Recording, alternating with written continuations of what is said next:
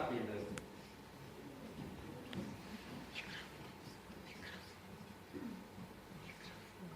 Микрофон дайте.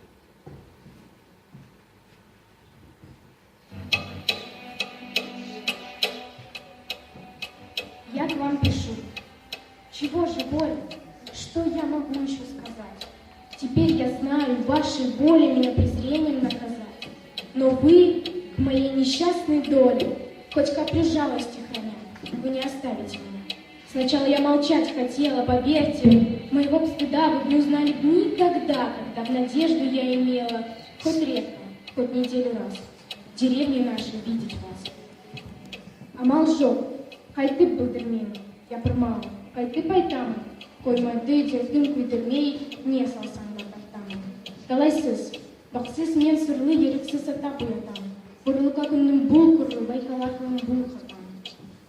Әлемше менде ұялы, білдірмен дедім өлсемде, шығарем қойып мен жаным, айында бірер көрсемде.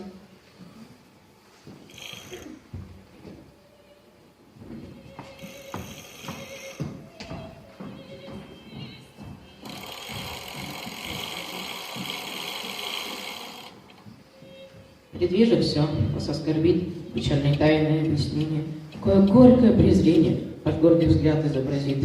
Чего хочу, с какой целью, открою душу вам свою, какому злобному веселью, быть может, повод подаю. Случайно вас когда-то встретил, вас искру нежности заметил, или поверить не посмел. Привычки милой не дал ходу, свою постылую свободу я потерять не захотел. Көп білемін, сізге жақпас, ескі жара білтелеу. Ақ жүрегім енді ұнатпас, өзгеле жаққай медеу.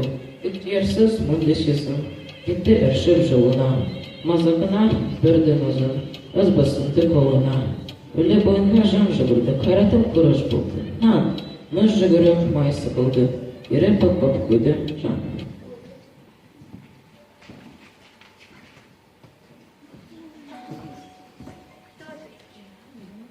Кто ты, мой ангел или хранитель, или коварный искуситель?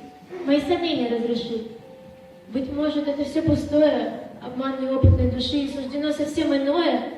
Так и быть. Судьбу мою отныне я тебе вручаю. Перед тобой слезы лью, своей защиты умоляю.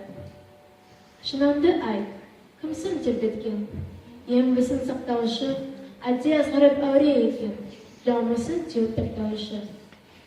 Шеш көңілімнің жұмағын, әлде бары алданыс, жаз жүрек жайып саусағын, толқырған шығар айғалыс.